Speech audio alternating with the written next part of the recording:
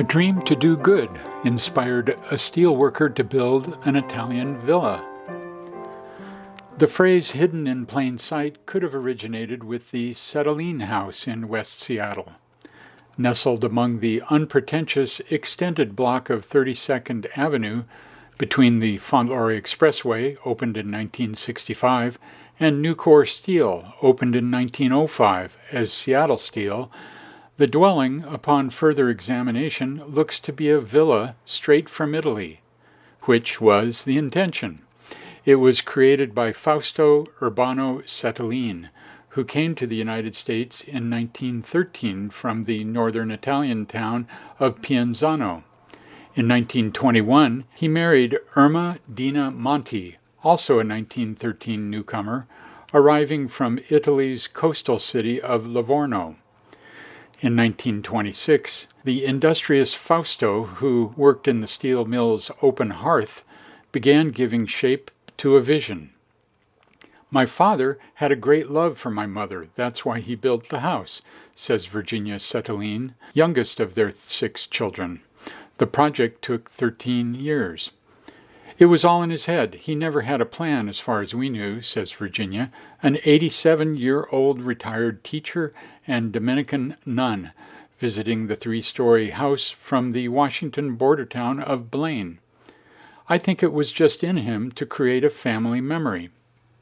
Fausto's pride materialized in the house's slender stature, terrazzo floors, leaded windows, and the arches and columns of its front porch, which also bears a colorful, if weathered, inlay circled by the words Cettolin Autore, Italian for author. Stewarding the house are Marilyn Kennel, a former yoga teacher, and Alan McMurray, a cabinetry engineer, owners since 2014. The charm of the light-filled home brings tears to Kennel's eyes. "It's got such a good feeling to it," she says. Adds McMurray, "There's nothing like it around." Welcoming Virginia Cettolin to their home is part of the couple's dogged effort to gather data to support a Seattle landmark nomination they have commissioned. While they would vouch for preserving the home in any event, the two hope landmark status would help persuade Sound Transit not to threaten their neighborhood by constructing its West Seattle light rail extension through their street. The light rail decision could come in 2023.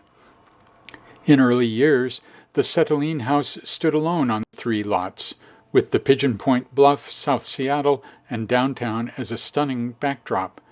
Today, with subdivisions by later owners, the house is hemmed in, and the growth of greenery makes it nearly hidden and easy to miss.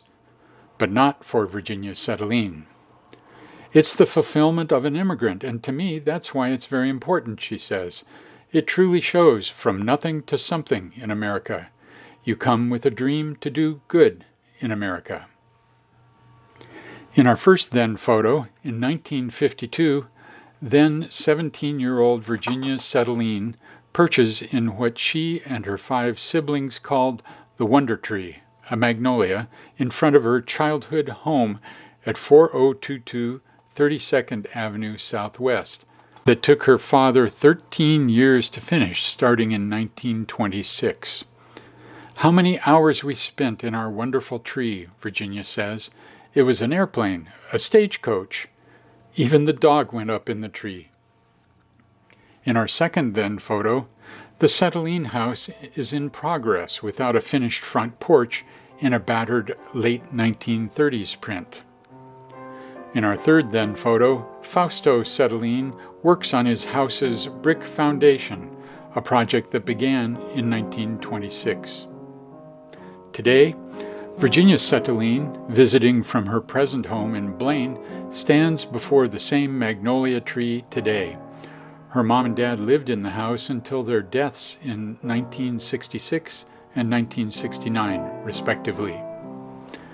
Also today, backed by the porch of her childhood home, Virginia Cettolin is flanked by owners Alan McMurray and Marilyn Kennel.